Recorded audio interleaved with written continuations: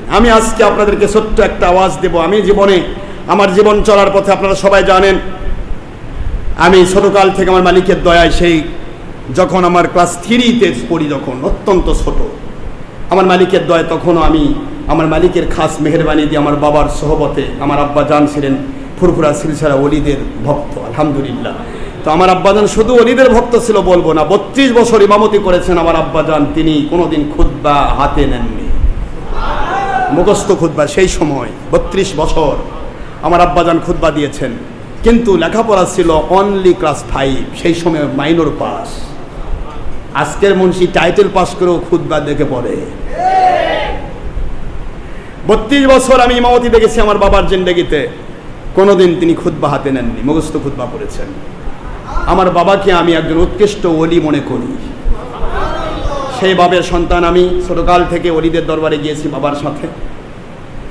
ছোটকাল থেকে আমার মালিকের দয়ায়, সে 5 বছর বয়স থেকে আমি আমার মালিকের, আমার ভাই আসে শুনবেন, 5 বছর বয়স যখন আমার হুজ্জাতুল্লাহর মতো, তখন আমি নামাজ ধরেছি, আলহামদুলিল্লাহ।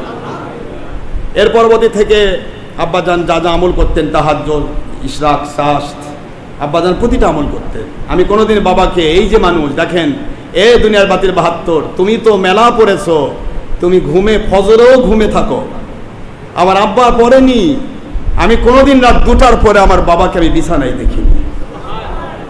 রাত 2টার পরে উঠে যেতেন, তাহাজ্জুদ নামাজ পড়ে কোরআন শরীফ তেলাওয়াত শুরু করতেন।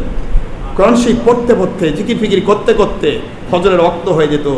আব্বাজান ফজর পড়ে ইশরাক পর্যন্ত জিকির ফিকির করতেন। ইশরাক নামাজ পড়ার পর তিনি তার কাজে রত হতেন। এটা আমার জীবনে আমার বাবাকে দেখেছি। অথচ তিনি কিন্তু টাইটেল পাস মৌলবী নয়, তিনি কিন্তু দাওরা দামরা পাস নয়, তিনি অনলি মাইনর পাস মানুষ। কারণ একটাই, তিনি ওলিদের সোহবতের মানুষ ছিলেন। এটাই কপাল, কোন মাস সদিক নেই, ওটাই কপাল। যাই হোক, মালিকের দয়ায় ক্লাস 7 থেকে ইমামতি করেছি, আজ অবধি ইমামতি করে যাচ্ছি।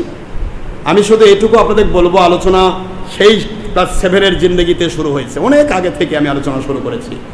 এই 50-52 বছর বয়সের মধ্যে আমার আলোচনার বয়স হয়ে গেল 42 বছর, আলহামদুলিল্লাহ।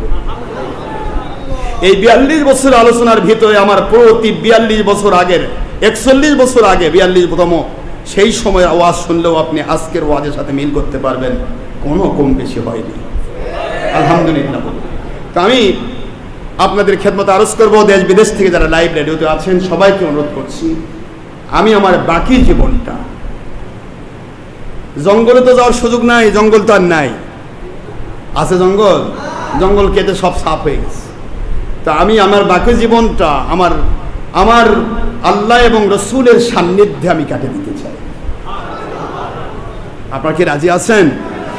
ইনশাআল্লাহ। আপনারা যারা মোবাইলে আমাকে সাথে যোগাযোগ করেছিলেন, মোবাইলে আমাকে পাবেন না, মন খারাপ করবেন না। দেশ বিদেশ থেকে যারা মোবাইলে আমার সাথে যোগাযোগ করেছেন অনেকেই, 01764761094 এটা আমার নাম্বার। এই নাম্বারে আপনারা অনেকেই যোগাযোগ করেছেন, অনেক কথা আমি বলেছি। বাবারা, আমি মোবাইল ক্লোজ করে দিব, মোবাইলে আর ইয়া করবো না। আমি শুধুমাত্র আল্লাহ এবং 24 ঘন্টা ওয়াসবির নাফসাকা মা আল্লাযীনা ইয়াদউনা রাব্বাহুম বিল গাদাতি ওয়াল আশিয়্যি ইউরিদুনা ওয়াজহা, সূরাতুল কাহাফের 28 নম্বর আয়াতে কারিমা আল্লাহ পাক বলেছেন, তোমরা তাদের কাছে সহবতে নিজেকে বিলীন করো, অক্টোপাসের মতো কামড়ে ধরে থাকো তাদের সাথে, যেই মানুষগুলি দিন রাত 24 ঘন্টা একটাই ফিকির থাকে আল্লাহ এবং রসুলকে খুশি করা। আল্লাহ এবং রসুলের খুশির জন্য যারা আমল করবে তাদেরকে ধরে থাকলেই তোমাকেও সে ওলি বানায় ফেলবে, তুমিও ওলি হয়ে যাবে। এই জন্য আমার জিন্দগিটা, আমি তো ছোটকাল থেকে এ পর্যন্ত এইভাবে এসেছি। ওয়াজ নসিহত তো আল্লাহর রাস্তা, সবই আল্লাহর রাস্তা। আল্লাহ রাস্তার জিহাদ হচ্ছে সত্য কথা বলা, উত্তম জিহাদ সত্য কথা বলা, উত্তম জিহাদ সত্য গোপনকারী বোবা শয়তান। সেই হিসেবে আমার জীবনে আমি লৌকিকতা করে কোনো কাজ করি, তারপরই এখন মোবাইল পর্যন্ত আমি অফ করে দিতে চাচ্ছি।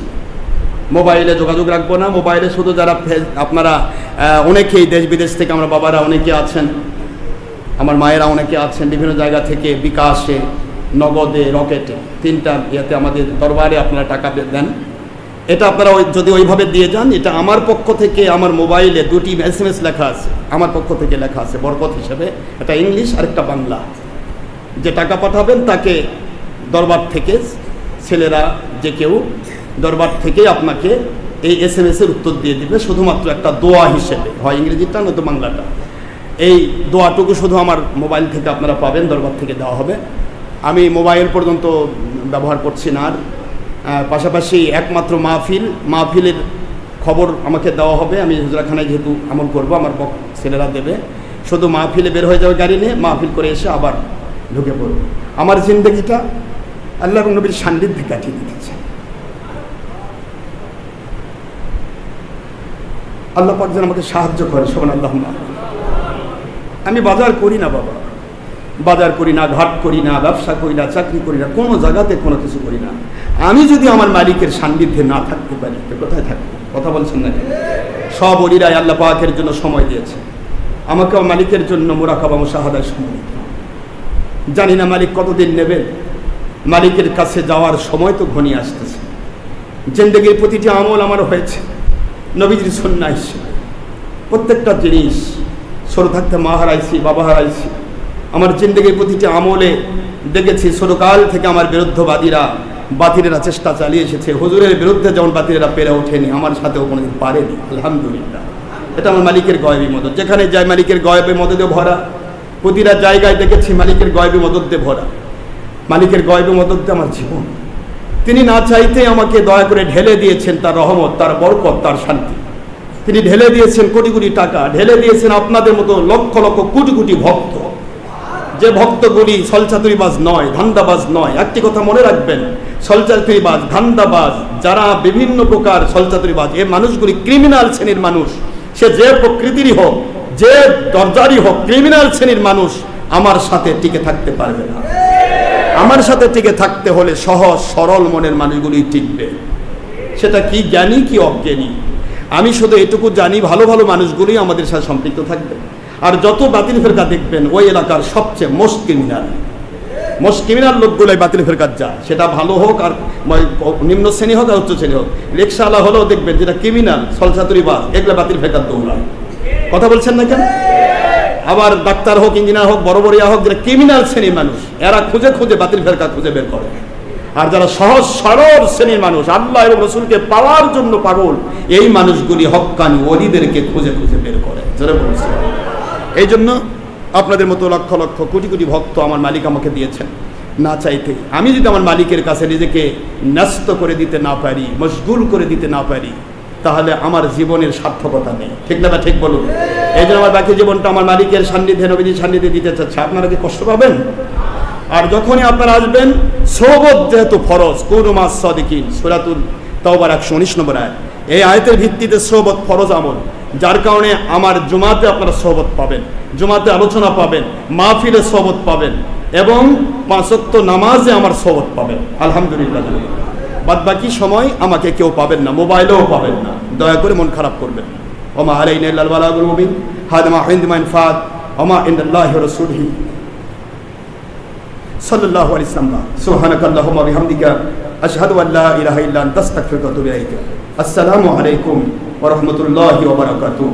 আমি যেন আমার মালিকের কাছে গয়বী মদদ পেয়ে একজন গোলাম হতে পারি। আর আমি যদি মালিকের গোলাম হয়ে কিয়ামতে জান্নাতে যাই, ইনশাআল্লাহ আপনারা কোটি কোটি ভক্ত আমার সাথে আমার নবীজির জান্নাতের সাথী হবেন।